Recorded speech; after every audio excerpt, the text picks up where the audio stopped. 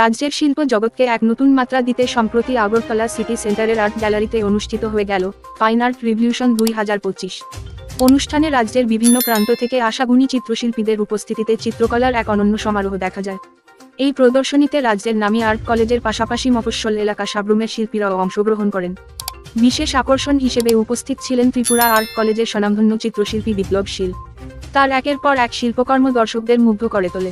মফস্বল এলাকা থেকে উঠে আসা এই প্রতিভাবান শিল্পীর তুলিতে ধরা পড়ে জীবনের স্পর্শকাতর অনুভূতি ও গ্রামীণ বাস্তবতা, যা রাজ্যব্যাপী তার জনপ্রিয়তা এনে দিয়েছে। বিপ্লব শীলের চিত্রশিল্পে যেমন থাকে রঙের নিখুঁত ব্যবহারের মুনসিয়ানা, তেমনই থাকে ভাবের গভীরতা। দর্শকদের প্রশংসা কুড়িয়েছে তার নানা ধারার কাজ, যা কখনো সামাজিক বার্তা বহন করে, আবার কখনো নিছকই প্রকৃতির প্রেমে আঁকা। প্রসঙ্গত, বিপ্লব শীলের পরিবার নিজেই একটি শিল্প ঘরানা। তার পিতা অনিল শীল সাব্রুমের প্রখ্যাত চিত্রশিল্পী, ছোট ভাই বিশ্বজিৎ শীল ও বর্তমানে চিত্রকলার সঙ্গে সক্রিয়ভাবে জড়িত। এই পরিবারের শিল্পচর্চা যেন এক উত্তরাধিকার বহন করছে, যা রাজ্যের চিত্রশিল্প জগতে এক উজ্জ্বল দৃষ্টান্ত। ফাইন আর্ট রিভলিউশন 2025 এই বিপ্লব শীলের অংশগ্রহণ শুধু মফস্বলের প্রতিনিধিত্বই নয়, বরং রাজ্যের শিল্প জগতের এক ঐতিহ্যকে নতুনভাবে উপস্থাপন করার এক সফল প্রয়াস। এমন প্রতিভাবান শিল্পীদের মাধ্যমে ত্রিপুরার চিত্রশিল্প আগামীতে আরও ঋদ্ধ হবে, এমনটাই আশা করছেন শিল্পপ্রেমীরা।